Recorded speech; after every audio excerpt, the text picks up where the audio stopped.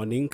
Good morning from Radio Flash Studios, 89.2, 90.4, 95.7. You can also listen to us via our online platforms. We are there on our website, www.flash.rw. You can also listen to us via our Android application, that is Flash TV and radio. So you can listen to us via all those I just mentioned above. We are also live on YouTube. You can browse Flash TV Rwanda on YouTube, and then you can watch us and listen to us as we discuss about our topic today, of which I'm going just to talk about in a few minutes. Today we are on 8th April 2023. Of course, you can understand that we are in a commemoration week where we commemorate the Tutsi who were killed in 1994. And that's why our shows these days are going to concentrate much on topics that concern genocide against the Tutsi in 1994. So in studios, I'm not alone, of course. I'm with Sabiti, my co-host, who's going to help me to host this show. Good morning, Sabiti. Good morning. How are you? I'm fine, and you? I'm good. Yeah. How was your week? Oh, it was a hard one. It was hard one. I was a little bit sick, but I'm recovering. I'm on medication, so I'm good. Yeah, today we have a show that is going to last for 1 hour and 20 minutes, as usual. What do we have on the board? Okay, first of all, good morning to our dear listeners, and welcome to BIC, Breakfast in the City, the best weekend show, English talk show in Kigali.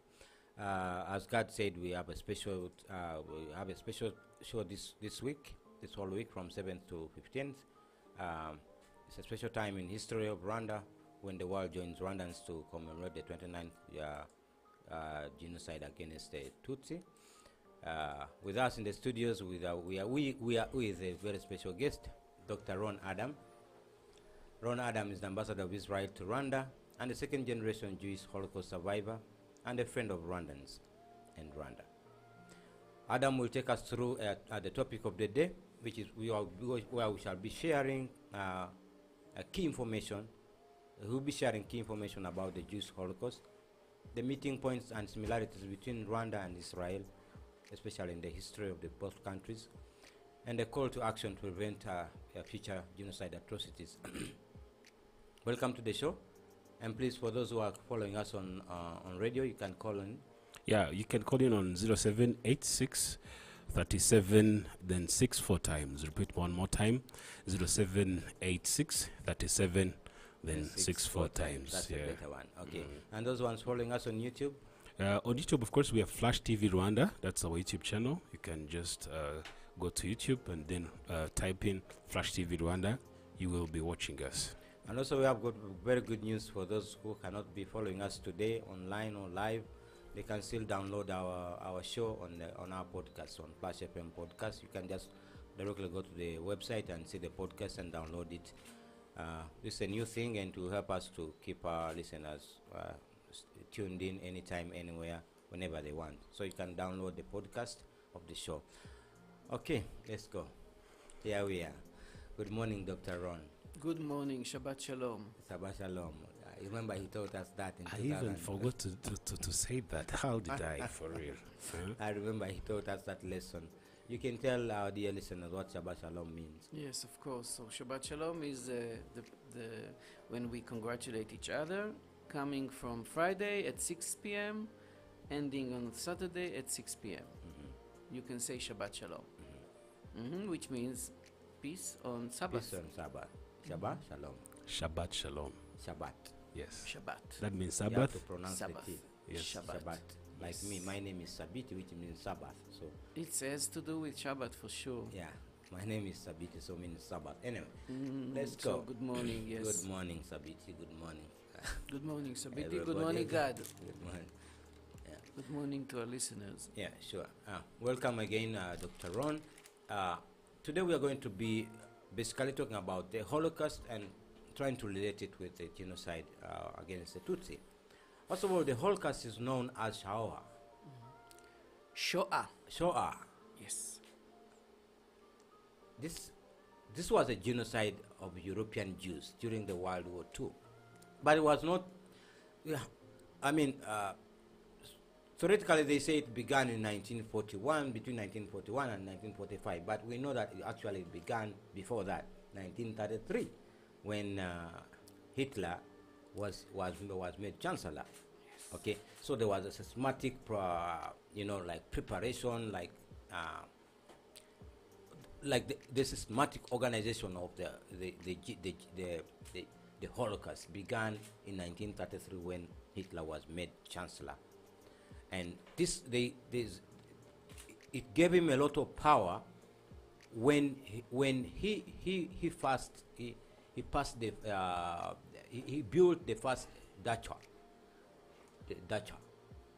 Dachau. Okay. The Dachau is like a center for actually mistreating the Jews. It was the first center that was built then. So, and then what we know in history is that Hitler used his ultimate rule to actually begin systematically implementing whoever was against him, and whoever he even used the historical aspect of the hatred that was between that people had for the Jews as people who were like seen as traitors, even historically. So at some point in 1933, we see that from 1933 to 1945, it is 12 years of killings. In Rwanda, we only have 100 days. We shall come back to that. So, tell us, why is it called the Holocaust Jewish Holocaust and not called Jewish genocide? Mm-hmm. Maybe I will just mention before, because you mentioned many things. Yes, the preparation, I would say the thoughts, and then the separation and all the process that precede the Holocaust itself started in 1933. That is true, and we can talk about it. Mm-hmm. But I just want to mention that anti-Semitism, killings, deportations, pogroms existed a long time before. The pogroms, before. that means Pogroms against riots, the Jews. Riots against Jews. Not only riots, killings in Russia, in former in the countries, the Soviet Union countries, Russia before, also in Europe. Of course, if we go a bit before, in Spain and later on in Portugal, in 15th century, deportations and killings of Jews, and of course, anti-Semitism started when someone decided what he decided about killing Jesus Christ, and everything followed. So the anti-Semitism existed a long time, and it brought a lot of blood and killings between mainly Christians and Jews, because the Muslims were not involved. We lived very good with the Muslims at the time. Mm-hmm. So anti-Semitism is something that should not exist. It's like anti-Tutsi. It's something that hate against the people because they are Jews, because they're Tutsi, and because I think because of jealous. And stories came always to justify killings. Now, about your question specifically, Shoah. Shoah is a Hebrew word. It existed in the Bible. So you can find Shoah 13 times in the Bible, the word Shoah. You know the Bible is written in Hebrew, yeah. And we can still read it in Hebrew, the same language as today, so the word is there. It means total destruction, total, like nothing left. And it was taken after 45 as a Hebrew word to describe the total destruction of Jews in Europe in Hebrew. So the word Shoah, of course, existed before the word Holocaust. Holocaust in Greek, it's also a total destruction in a way, but in a sense of giving sacrifice. Mm-hmm. Um, but we prefer to use the word Shoah. So, And then in English, you just write Shoah, the word Shoah in English, and we don't use Holocaust. Now, Holocaust is used by everyone in the world. Shoah is used by us and also by the world. And Shoah is also used now for some more issues, such as the fear of total destruction of Earth because of climate change, and things like that. We use it in Hebrew. But anyway, Shoat Yehudei Europa, the Shoah of European Jews. So this is the word. And then if we come back to 1933 when Hitler took power, and if we mention Hitler, Hitler had it in mind much before, in the 20s, when he published his book Mein Kampf, which, by the way, was found in the shelf of Habe Rimana in his bedroom. So, which immediately connects us to the story of Rwanda. Mein Kampf is a book where Hitler described what he wants to do to get rid of the Jews because they are the problem of the world. And then he came to power and he started the separation and the humiliation, and also and you know, the process was very clear. And if I connect it with here, I would say that this is a process which started in 59 and ended in 94. yeah. So it took a long, you mentioned 100 days. No, No, it started in yeah, 59. yeah, sure. Deportations, and then killings, and then waves of killings, and that's exactly what happened. And then in 1938, we had the Kristallnacht, which is the day where all synagogues were destroyed in Germany, and also businesses of Jews. So this was 9 of November 1938, and this is the day where everyone realized, finally, It is coming. what's going to happen. It's the night of the broken glass. Exactly. It's the night of broken glass, glasses of the synagogues in Berlin, and then all over Germany. Australia. And then it is where people realized, and again you can compare it to here. People left in 1959. Yes, people left in 1963 and in 1973, and then in 1990 maybe. When they realized what's going to happen, they realized in 59 so many people left, and so that happened in 1938, where Hitler still allowed Jews to live. I mean, he allowed Jews to live before, but that was the last minute, really the 90th minute for Jews to leave Germany and Europe. So many left, and many came to Israel in the 30s when they realized what's going to happen with Hitler. And then it blocked, then the borders were closed. He wanted to destroy everyone. All rats. We were rats, by the way. Here, there were cockroaches. So, we can talk more similarities for sure, but that is why my period here is so tense and so interesting for me. And if I, mention my personal story, I mean, not unless you ask me, but I just mentioned that I'm a second generation, as you say, of my parents who were in the Holocaust, as my mother was 9, my father was 15 in 1944, in 1941, of course. My mother was in 1941, she was 6, but the Holocaust in Hungary did not arrive until 44, where Hitler took Hungary. But in Yugoslavia, where my father comes, it already was there in 1941, so his Holocaust started in 41. And being here as a second generation of Holocaust survivors is, I don't think they could have picked my prime minister when he nominated me. He could not have picked someone so right for this post, because my time here was so interesting, talking both to survivors and also to second generation. And we do a lot in this area of we do a lot of collaborations. We can discuss about it. Yeah, we shall come back to that. How is you as the ambassador of Israel to Rwanda? How does this ring bells to you living in a country which has got the same history, and how are you using your personal experience to actually support the government or to work with the government, especially genocide survivors and people in need? Because as you heard from the president's speech yesterday, it's a choice of just doing the right thing, being compassionate.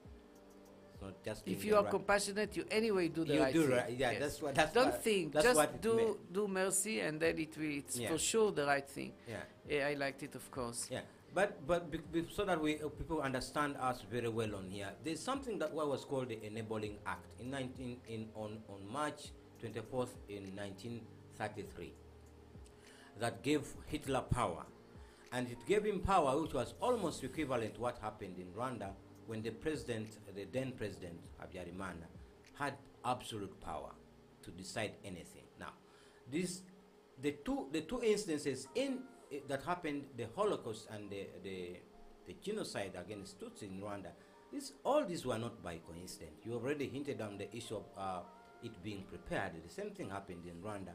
These two incidents were not, these two issues, these two events were not an accident in history. That means they were planned by somebody, implemented by somebody. Exactly. At least for us, we know in Rwanda there were, as you said, there was indoctrination. First of all, making people know that actually Tutsis are the cockroaches. They should be hammered. They should be kept away. They are the snakes. They should be beaten up, destroyed, and it kept on being indoctrinated in schools and so on and so forth. So this was done by individuals, organizations, governments, it was made by choice, not legalized in many ways. But for Germany, it was legalized because the Enabling Act gave Hitler power to do anything without consulting the head of the state. Right. Okay. So reflecting on these events, they teach us many lessons, especially silence and indifference to suffering, and infringement on civil rights, civic rights, civil rights, and society where people actually do not act intentionally and just follow through. They perpetuate these problems. How was it in Germany, where people also, how was it in the genocide, in the Holocaust? Was there a perpetuation in a systematic perpetuation as it was in Rwanda? Yeah, it was, of course. As I started to say, it was gradually, since 33 to 38 and 39, in fact, where in schools, for example, if you are a Jew, you cannot study in school, in high school, you cannot go to be a lawyer, you cannot go to be a doctor, you are not accepted to university. It happened gradually. People felt it. Suddenly there was a quota in university. If you are Jewish, maybe like 5%, 1%, depends in which city, you can go and study in university. Like, okay, in university there are 1,000 people, 10 people Jewish can study. And of course, it happened here too. So it reminds us, of course, and it's, again, same process, and then the separation started. The ghettos. In this ghetto, all Jews from around the city, those who did live there before, and of course all the rest, and usually it was hundreds of thousands in Warsaw. In Poland, there were hundreds of thousands of people living in a very small place, one on the top of the other.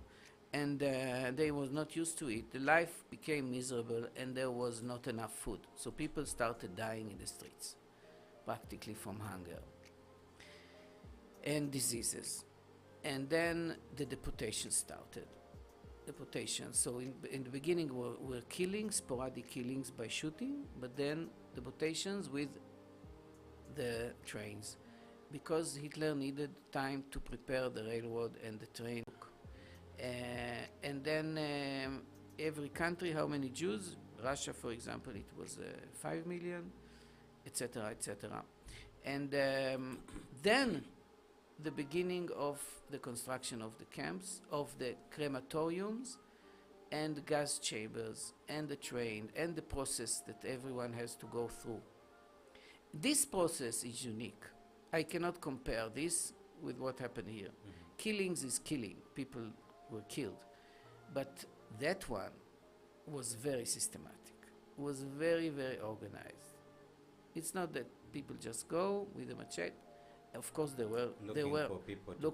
Of course, there were lists, yes, and of course there were lists there. People were gathered in the cities from the ghettos according to lists. Nothing was coincidental, yes. Like here were lists, but it was more of a mess in German language, shouting and pushing and even shooting sometime. And then they were so afraid they went to do exactly what they were told, of course. The fear was built very quickly from you when you get down from the wagons of the train. Of course, the wagons were for cows, were not for humans. And in a few minutes, you were taken to a room where the hair was taken, your clothes were taken, and you, naked, you got a gown, which of course later on was used for others, and in this gown you get into a room for shower. But the shower was never there. So this was gas. Water, gas. It was gas. People killed in rooms, chambers. Then you didn't see it when you enter what happens in the other side. The other side, people were taken as bodies and were burnt to ashes. This whole process took like 1 hour, 1.5 hours for each group. So it was very systematic. That's how the Jews in Europe were killed, in crematoriums. And people saw the ash, they saw, but they didn't even realize understand what's going on. Yes, even there was rumors, but so that is the uniqueness of the Shoah over any other killings of genocides, like we also say the Armenian and other genocides that were happened in the 20th century. But this was unique in this sense, the systematic killing. And God, in Rwanda it was different. Yeah, it was different. It was more killing with excitement, killing with contact, killing Yes. and delaying. You know, like I would not kill this Today? Tutsi today. Come Let me tomorrow. kill him slowly, piece by piece. It was a joy moment for them. For them, they would even take the cows and first have breakfast or lunch or dinner before they even go to kill. Yes, I know. All they wanted was to make them suffer a lot. So that's why they couldn't kill you immediately. Maybe from the testimony yesterday, Like some at the of the commemoration, testimonies, people yeah. say that the Hutu militia would tell the genocide survivors, the victims, that instead of me shooting you Yeah. with my expensive bullet, I would rather spare it and use a panga or machete. Yes. And also, like, if you had money, you could pay for the type of death you wanted to die. Yes. Like, you pay for, okay, if you had be money, shot. you should, okay, we are asked to choose between being shot or to be killed by using traditional weapons. So it was really very, it's a joy moment for them, but very suffering to the people who were killed. Yes, we are already getting into the aspect of the links between the meeting points and shared experiences of genocide survivors in Rwanda and of the Holocaust, which is the Shoah. So here it was the youth that actually implemented, because needed more energy to carry those machetes and run up and down the hills to hunt people. How was it for the Holocaust? Who did it? Was it the army? Was So it the here- police? The community leaders? So of course here the in the Ramway was recruited, of course, and trained by the army.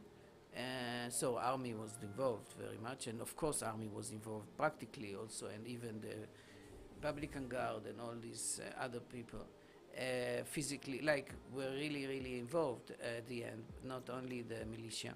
There, yes, there were the Hitler Jugend, which means the youth of Hitler.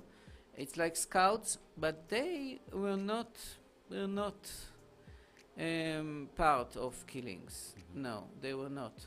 They were just they showed the beautiful side of the Ari race, but those who killed and those who were in the machine of killing, in the process, were the soldiers. Soldiers followed the instructions and they did everything they were told to do. Also, some kind of special forces like SS and other special forces that were designated. For example, there was a force before the camps were ready for killing. People were killed in trucks.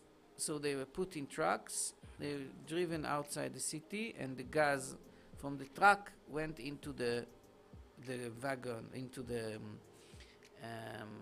truck itself, where it was closed. Instead of releasing the smoke out, it was put in. Putting it in. And then these guys were special forces only for this kind of killing. For that job. For that job, yeah. But they all were soldiers. They all were 18 and above, yeah. They were part of Hitler's army. Hitler succeeded in exciting them, in inspiring them, in talking about pure race, white race, Ari race, and not to be spoiled by the Jewish race. Yes, God forbid. It's also a different color, of course, but of course different look. And which brings us to the propaganda. Yes. Which also excited the youth and the soldiers. The propaganda that was in the papers, which again reminds us the papers here. Yeah. There was not only one, there were many. Even radios. And of course radios, which will come later, but which we talk about it. But the caricatures of Jew are controlling the world with their nose, with everything, and this was of course for no reason, and it was just to excite the soldiers, and it worked. So soldiers were doing their job, and they killed, they operated in the camps, and that was their job. And some of them went to the battle, of course, to fight. So many people died in the war, also in the battles, of course, protecting Germany, and also taking over of land in Europe. The land was taken partly because they wanted to kill the Jews in Poland and elsewhere. So, and they tried, of course, to take Russia. Yeah. There's someone who just texted me right now and said, I would like to know, were the Jews in German, or German found them at their land? Yes, of course there were Jews in Germany, as there were Jews everywhere in Europe. Yeah. The Jews in Europe is an outcome of the Second Temple, the destruction of the Second Temple, which was the temple that Jesus Christ was operating in the first century. The temple of Herod, the king from Rome. Yeah, he was sent from Rome to build the temple in the first century, even a bit before the first century, the last years before the year of first year, and then it operated until the year of 66, when it was destroyed by the Romans. The Romans destroyed the temple because the Jews, they didn't like the Jews taking so much power. So all the Jews that were in Jerusalem and around the land of Israel were taken to Rome and to Europe. Yeah, and that was the beginning of the presence of Jews in Everywhere. Europe. In Europe, because the first temple, which was built 1,000 years before by Solomon, King Solomon, and King David, and then King Solomon, the first temple, the Assyrians came from Iraq, right? Yeah. They took all the Jews towards the east. All the Jews that we have in Iraq, Iran, and all these countries were there since the 10th century before Christ. The first century, the second temple, people were taken to Europe. So yes, there were Jews all over Europe, and as there were other peoples in Europe, as there are Tutsi in Rwanda and Hutus in Rwanda, it's the same. Everyone lives somewhere. So there were Jews in Europe, there were Jews in Germany, and in Poland, and in Netherlands, and everywhere else. And how did they go to all the places? Was it in terms of business, education, or? As everyone, how do Tutsi end up in Canada and in US Yeah. and in Belgium and in Netherlands and in Germany and even in Italy? It's very simple. People go look for job, look for life. Yes, as you talk Yeah. about that, somebody wrote me from Uganda. He says, on a side note, do not forget that in 1959, there was a revolution which forced over 3,000 Tutsis into exile. History has a funny way of repeating itself. Only how many people? Like 3,000 Tutsis were forced out of exile in 1959. I think it's much more than 50,000. Maybe it could to be much Uganda. more.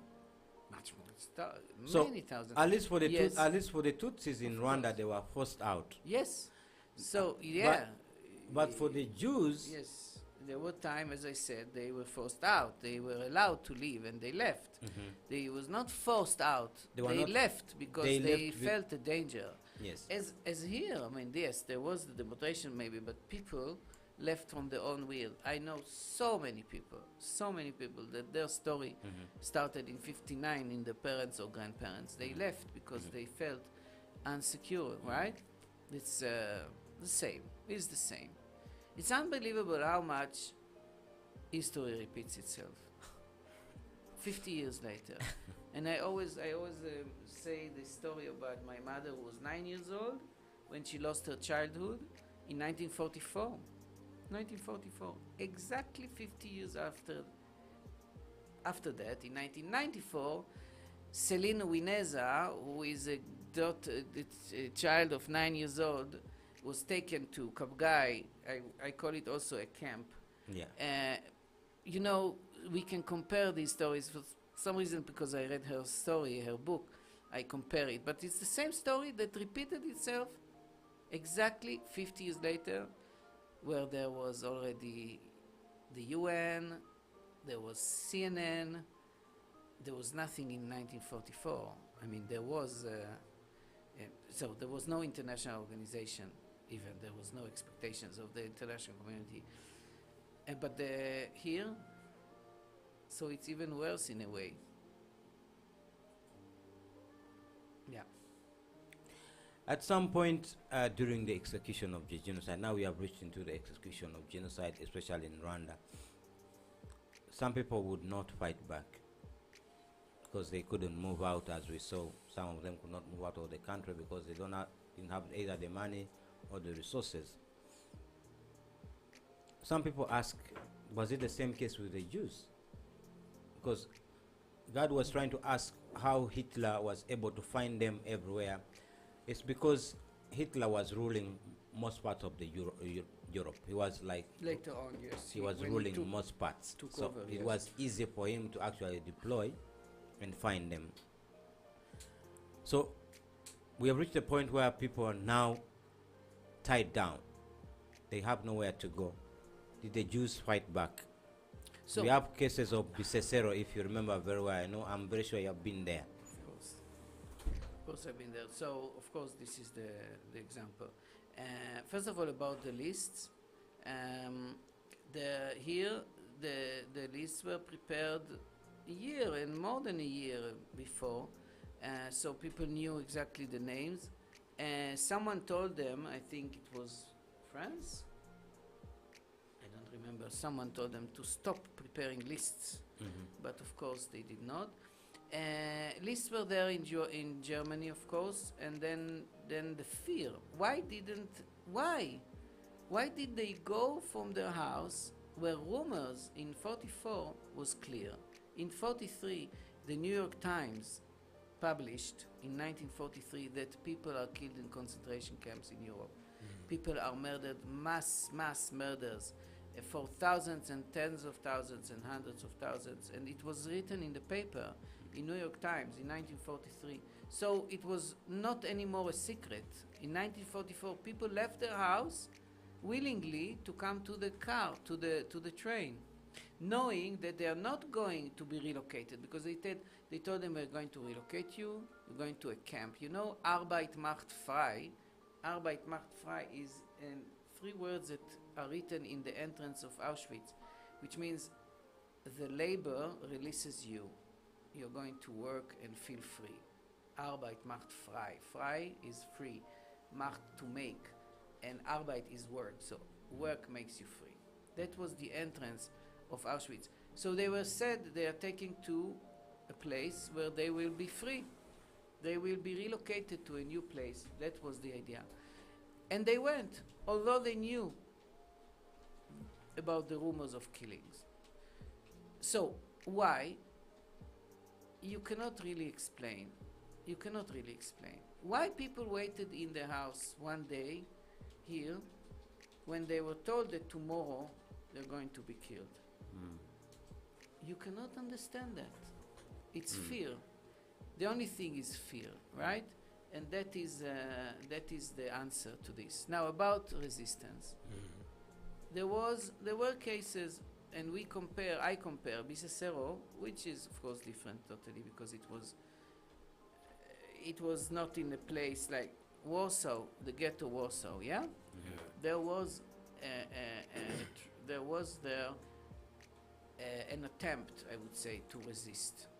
There was a war which was planned to fight the Nazi soldiers, the SS. And indeed, it was orchestrated, books were written about it, and we are proud of it. But about 45 officers and soldiers were killed of Nazi. But then everyone was almost killed. So no one survived in the Warsaw Ghetto. They fought back.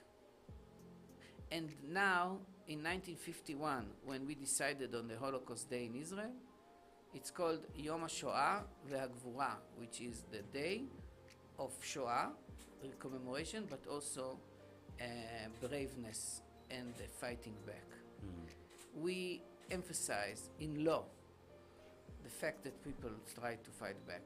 So it's not only the commemoration of the Holocaust, but of the resistance. Okay. Similarly to Rwanda, we would like to know, like, in Rwanda, the international community abandoned the Tutsis that were being killed in the country. But was it the same thing for the Jews? The international community abandoned the Jews, and was the voice raised, and then they abandoned? Was Take us the through Holocaust that. a secret? So as I said, it was a secret in the beginning, of course. The final solution was not something that was in the press. The final solution was in the end of January 1942, was a secret meeting. And it was secret for a while. You know, I did some seminar in the university about the publications in New York Times. So I followed New York Times for about 2 years. And I realized that nothing was there until very late, until 43. So it was then few news came into the New York Times. Here and there, 5 people were killed, 6 people were killed, 60 people, 600 people. Slowly, it was discovered. In 1940, end of 43, 1944, people knew already what's going on. And so, answering your question, yes, maybe AC a bit? No, it's okay. Go ahead. It's a bit warm. Okay. Yeah. I became warm. So, so your question was it a secret? So, Yeah. yes, Was and it known? When was did it the known? international community And the abandon, international community. So Like yeah, I mean, not like in Rwanda legally, like the government, the other governments did not do anything.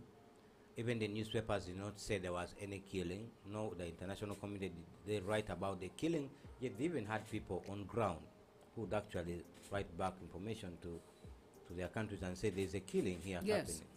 Yes. So I would say about the international community, they didn't give a damn. They didn't. I don't want to use other words, but they didn't give a shit, because the fact is that there was a conference in Switzerland where all the countries around were gathered and asked, okay, we have a problem here. Who wants to take the Jews? And no one. Thousands are killed every day in Auschwitz through trains going on railways. The only thing we asked the Americans, we as Jews in Eretz Israel, in Israel, before the establishment, the only thing we asked them and the British was to bomb the railway. And they didn't even put one bomb in one of the railway, not destroying the railway. And until now, the question is asked, why didn't the Americans bomb the railway? And there are some answers. They were busy with the war. But if there's one or two or three airplanes, just put bombs. But if there's one or two or three airplanes, just put bombs on the railway, we could save thousands of lives, because the machines were not going and coming back. And that is your answer to your question. What did the international community? They didn't bomb the railway. And America voted against a resolution here in June to increase the power of the UN, right? Not only the power of UN was not increased, it was decreased to 250, as Bizimanat said rightfully yesterday. Instead of increasing it, it was decreased. Well, let's talk about the process of healing. Justice. The justice, those factors that we can consider in the process of healing. Take us through that. How is it today? Yeah. So, well, we can just do like discuss two issues separately anyway. The healing and the reconciliation. So, and the judge and the justice, right? Let's start with the justice. With it, yeah. Let's start with the justice. So justice was so people were brought to trial in Nuremberg. You know, Nuremberg trials. It's a very, very famous process, which was taken place in Germany by the four powers who won the war: the British, the French, well, three of them actually, and the Russians. And there were trials there. Americans, of course, were heading this process, and people brought to trial. Those are big fishes, as we call, kabuga and salt, in a way, if we compare it.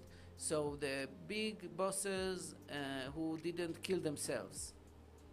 People killed themselves after a war ended, Germans, I mean.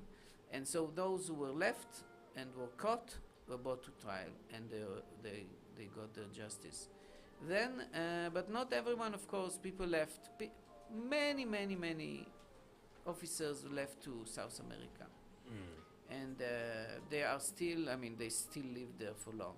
So justice was not made, really, until we took over someone. We kidnapped, as a Mossad agents, kidnapped Adolf Eichmann in 1960 in Argentina. And he was taken to Israel and brought to justice, and he was, of course, hanged, and he was brought. He was actually, his body was cremated and and the ashes was thrown in the international sea. So there were no one to find him. But this was the only one who was brought to justice in Israel. Eichmann trial took 2 years almost, and it was a very important process because it was the first time, and that brings us to healing. It was the first time that people started to tell their stories. 1961, 1962, the trial took of Adolf Eichmann, and people told their stories. And that was the first time, 62, from 45, it's almost 17 years, that people started to talk about their experience and their surviving. So healing started there. People fainted in the process of the trial. I mean, people couldn't even sit. People in the crowd and also those who gave testimonies. Since then, healing took time, and reconciliation took time. We separated completely from the Germans. Germans could not enter Israel for 20 years. Between 45 and 65, there was no visa for any German to get into Israel. No one, all countries except Germany. So she could not go to Germany. No one could go to Germany until the early 70s. And so we departed from them totally. There was no German and Jew could meet, which never happened here, of course. Okay, yeah. And then the Germans were willing to pay the price. Germans paid a lot of money, even from the 50s, in order to compensate Jews for losing so many lives, but also for losing so much of their house, of the buildings, of assets. And they paid a lot of money, and this money, by the way, was a good start for our nation as an independent state. We needed it. We needed it because we started from ashes. There was no money at all. Nothing. It's almost like here. The jokes say here that the Hutus who left, and the government, everyone who left the country, left only the roads. Even the roads were not good. And the bridges. But they couldn't take anything. They took everything else. Yeah? So the Germans actually killed everyone and left us with nothing. And in Israel, in 1949, Jews started coming to Israel. Hundreds of thousands. So in 1948, we were 600,000 people living in Israel. 1948, when we were established. After 1 year, we were doubled. So 600,000 people receive 600,000 Jews from Arab countries. And we built tents for them. We didn't have money for food. The people got a piece of paper, you can buy 100 gram of rice or something, and that's it. So it was there was nothing. But we got money from Germany in the late 50s, beginning of 60s, which was important start of the reconciliation. Now if I jump to today, it's one of our best allies in the world is Germany. Really? Yes. Wow. That's a reconciliation. One of our best allies is Germany, and US, of course, and some other countries, of course, but Germany is one of them. What strengthened that? Yes. What that made relationship? that relationship? Well, time, I would say. Like nothing was done by Takes time. the government of Germany. Yeah, of course there were meetings, building trust, building peace, Did they ask for forgiveness? We didn't have any gachacha, so no one of the survivors met their perpetrator. Yeah, no, there was nothing like it. No one wanted to meet anyone individually, but as a country, there was a process of reconciliation.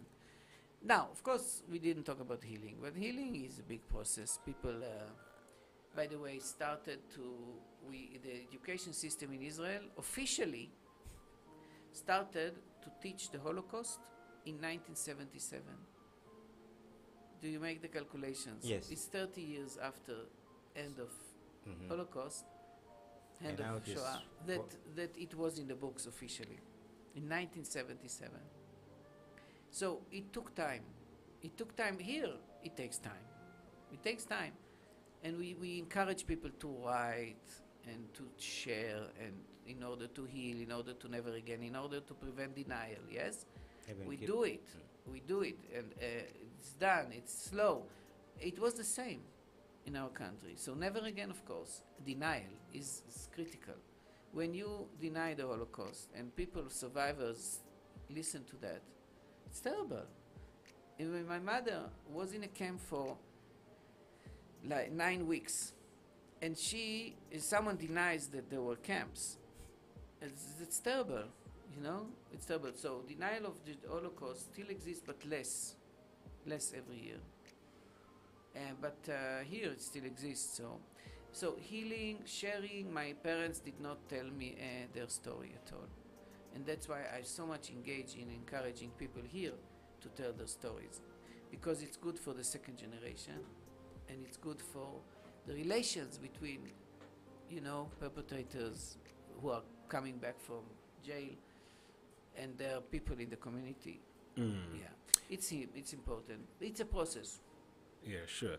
So now, you've been in Rwanda for some years now. 4 years. 4 years.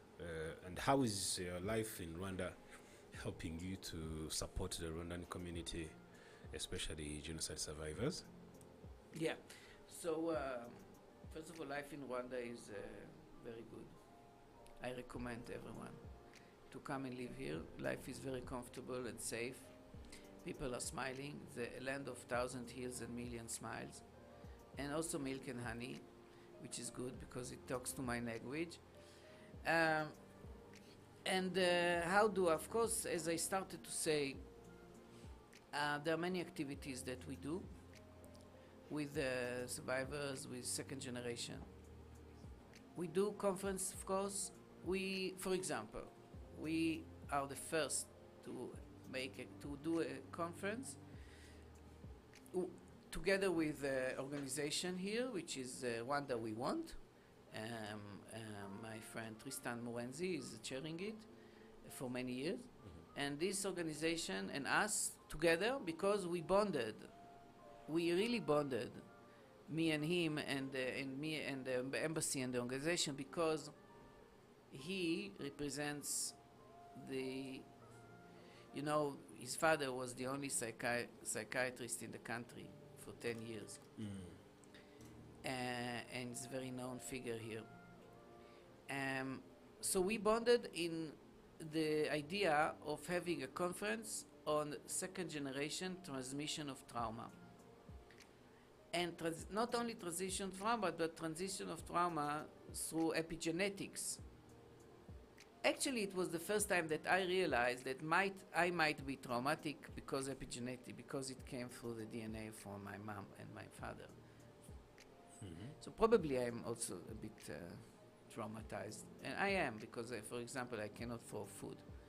It's not possible for me to throw anything, any food, nothing. Something we have to do with the food. Either eat it and get fat, or I don't know, give it to someone. It's not possible to throw food. But this is something that I still carry. So, transmission of trauma through epigenetics. This is the first conference ever done here 2.5 years ago. And 2 years ago, and since then, the government actually realized that it exists, and it promotes now programs about it. To the awareness, you must be aware of, as a survivor, as a second generation, that you might be traumatized because of DNA. So, because it came from your parents, from your mother who survived, from your father. And this was very important. We do conferences on awareness to mental health generally. Awareness to mental health, awareness to access to mental health. People are, as I said, traumatized. People who were survivors or second generation, but mainly survivors, have to go and get help. This is not a shame. It shouldn't be a stigmatic thing, as in Israel. I mean, we went through the same process. So I want to save people here. Yes, if you're traumatized, you should get help. It's not a big deal. You should talk to someone. Even talk to me. Even I'm not a psychiatrist, but talk to someone. Talk to someone and heal, So we do conferences on mental health. We have other programs, for example, promotion of writing and reading. Hopefully, of course. But that's not enough now. We need to write, and we need to to make videos. We need to make testimonies in videos. So I had a program with Mount Kenya University about making videos. How we brought from Israel teams to encourage and to teach how to make videos as testimonies, you know. So we do many programs all over the place with this specific.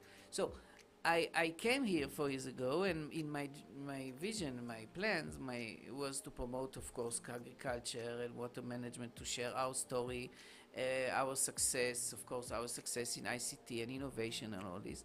But then I came to this issue, and it took a lot of my energy, and I think it was a good thing to do. It's a lesson to learn.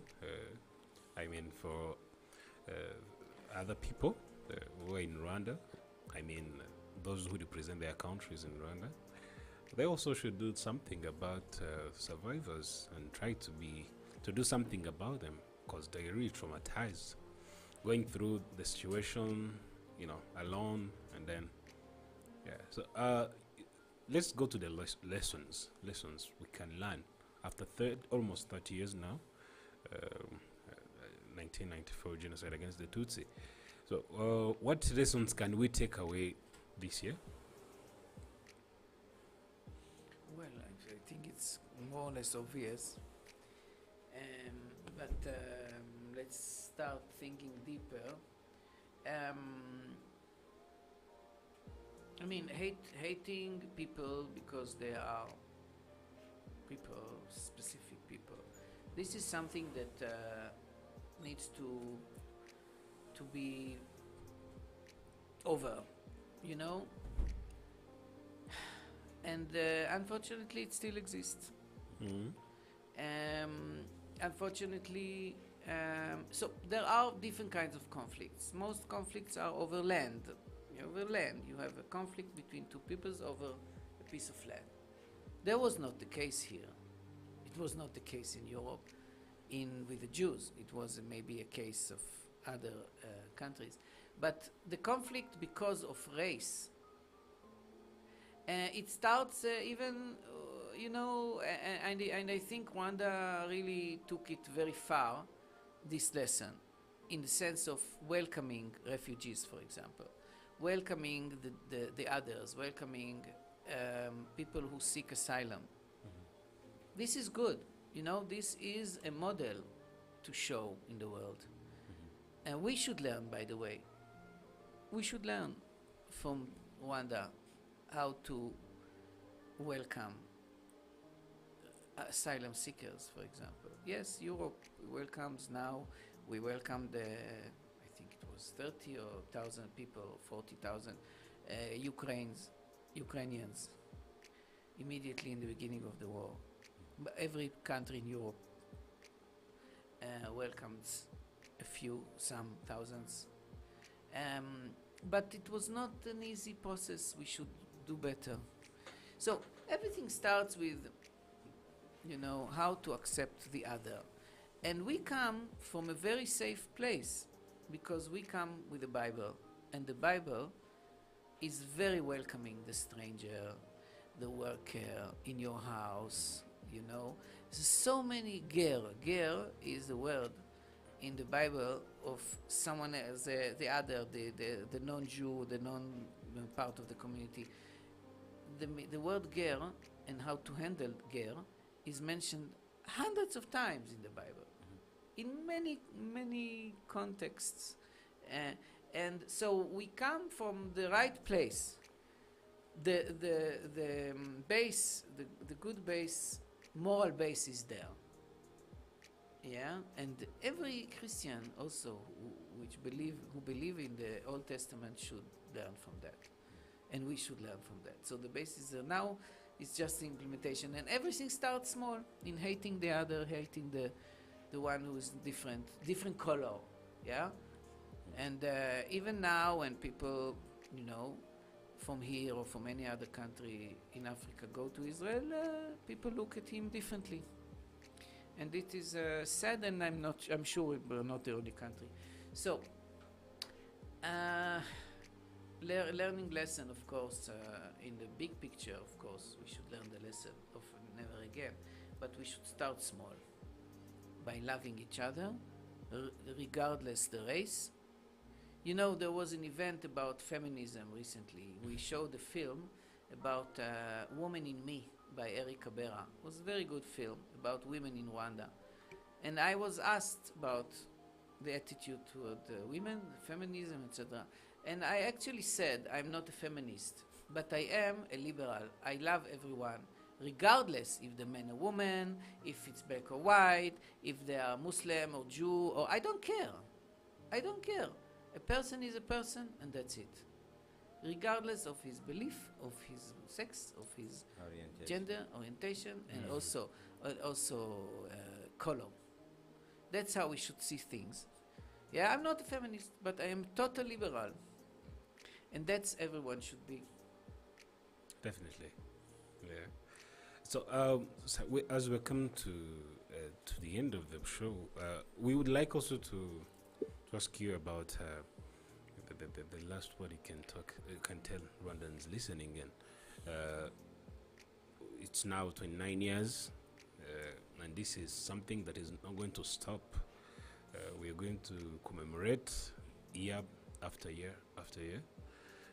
But what should Rwandans learn from this moment? Now, we are talking about 29 years, but most of the Rwandan population are youth. And among the youth, many of them were not here when the genocide against the Tutsi was happening. Now, with that, what message can you give? So first of all, there is this issue of when to start talking to children about genocide. And we had this question in Israel, when to start talking about Holocaust in Israel. And there were a lot of books written about it, and psychiatrists and all this, and teachers, educators. There was a consensus that 10-year-old can already get, like having this information. It's still a question. So when to start and then how to teach. If to teach. I mean, here to teach the genocide is a challenge. I know. It's a challenge because who is the teacher? Who is the child? What's going on? Why should we put him on his soldier or her shoulder the issue of genocide? Or why? Why should we start again talking about Hutus, Tutsis and separation and killings? And why? We don't need it. But of course we need it because we want to prevent it from happening again. People need to know. And also in the family and also in the community. In the family, they need to know, oh, what happened? And then tell the story and then heal. In the community, it takes place now. I also support the program within communities. Well, others support it more than me, but in the communities, the perpetrator tried to tell the child what happened finally after he came from jail, and they always hide it from her or from him. You know, she thought he's in jail because Tutsi hate him and they put him in jail. So this story needs to be aired. Now about commemoration. In Israel we have 2 days of commemoration of the Shoah. One is the International Day of Commemoration and one is the Israeli Day. It's 2 separate days. I was lucky to be the one to innovate in diplomacy and to bring the resolution of the UN to commemorate another day. It was my idea, and the resolution was passed in the UN in 2005. And then, since then, there is a day of commemoration, International Day. So there is an international day, there is a local day. Here, I think you should do more in international awareness. Mm-hmm. I think it's done a bit among the community, among the diaspora, through the embassies, but maybe you should do more. I mean, there is a resolution in the UN. But in order to bring to the attention of the world hate speeches, for example, more than it's done now, hate speeches is terrible. It's the beginning of another genocide.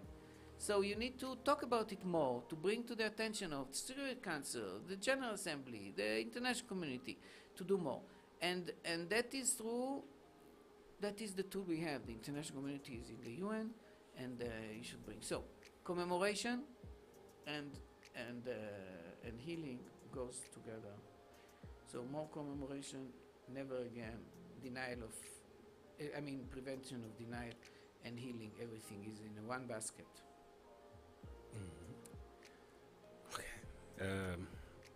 I think today we've learned a lot, Sabite, from the ambassador, and I really think it can really help the community, Rwandan community, in terms of healing, in terms of reconciliation, and also recognition internationally, as he just mentioned. But I must say, sorry, we have to learn a lot from Rwanda. Really? I mean, Jews have to learn a lot from Rwanda. Everyone has to learn a lot from your leader who decided that instead of retaliation and repeatedly retaliation and coming back to retaliate, and it's a cycle of vicious cycle of killings, he decided to put an end on it, which was very difficult for him, for the soldiers, for the people, for the victims, for the survivors, not to retaliate, not to kill those who killed your family, to put a stop on this cycle. This is something, and of course through reconciliation process that we know, this thing which brought us to this land now, to this country which looks like now, this is something we should learn, and everyone in the world should learn about reconciliation, about starting a new process, Yes. new life. Your Excellency, do you think total unity in Rwanda is possible? I think Has it been possible even among the Jews and Germans? well, we don't need to unite with Germans. We don't need. No. It's not our people. We're separated. Yeah. You know. There's no one expect. It's just it's much easier process.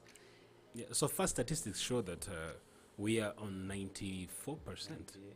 Yes. I think. 96, yes, 96% Of of the unity yeah, in that Rwanda. is the. That is, But do you think we can reach 100% in Rwanda? no, I don't think you need 100%. 96% is very good. If it's 96%, and that's very good. And I think if you ask me, it will take more time. A new generation, the third generation, is coming now. I think when this generation will be 18, I think we are safe. That's my view. Do you think that genocide ideology or ideology against anti-Semitism can actually be totally eliminated? No, I don't think so. Unfortunately. Why? No, because it's so rooted and people are ignorant and maybe, if you ask me about reconciliation with the Germans, I think now we are there. Yes, it's 3 generations, it's finished. Now we are starting the 4th generation since 48, so 45. But we are talking about 2 things. You asked me about anti-Semitism as a whole. Yeah. It exists 2,000 years. And it's still more. there. It's still there. I don't think it's something that can disappear. But living in one community here is something else. I think healing from the genocide itself, 3rd generation will do it.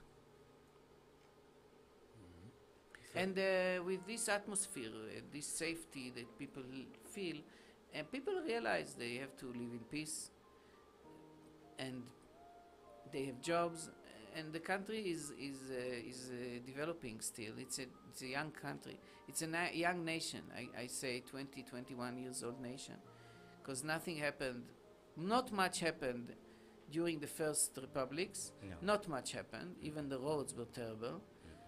And no access to very remote places, no development whatsoever, just protectionism and divisionism. Then came genocide, and then came zero, totally. And until 2001, when things started to, I count this nation as 20 years old. It's the youngest nation in Africa. And you're doing very well. You must be proud of yourself and of your leaders. Thank you, sir. Sabite, I think we can end from here. We've had... we still have 2 minutes for the Honorable Ambassador. I've got a personal question. Do you feel like Rwanda is a place that makes you go through a process of healing? Myself? Yeah. Yes. Yes, I am. I am. Because I realize things that I never thought about while being here. While meeting my new friends as survivors and hearing their stories, I learned a lot about myself and about my own story. Yeah.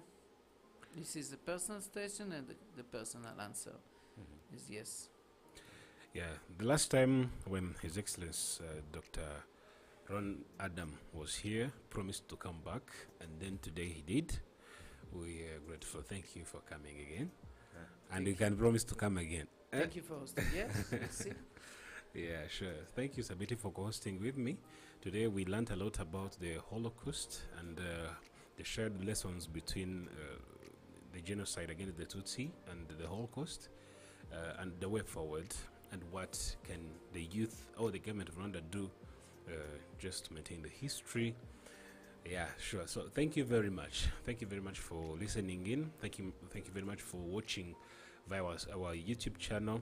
Yeah, the show is going to be there for the rest of the time. You can go and review. I think you can end from here. Thank you, Sabite.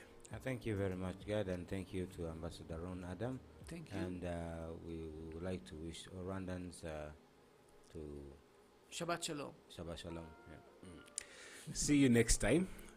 We shall be back here next Saturday with another topic. Thank you. Ciao. Ciao.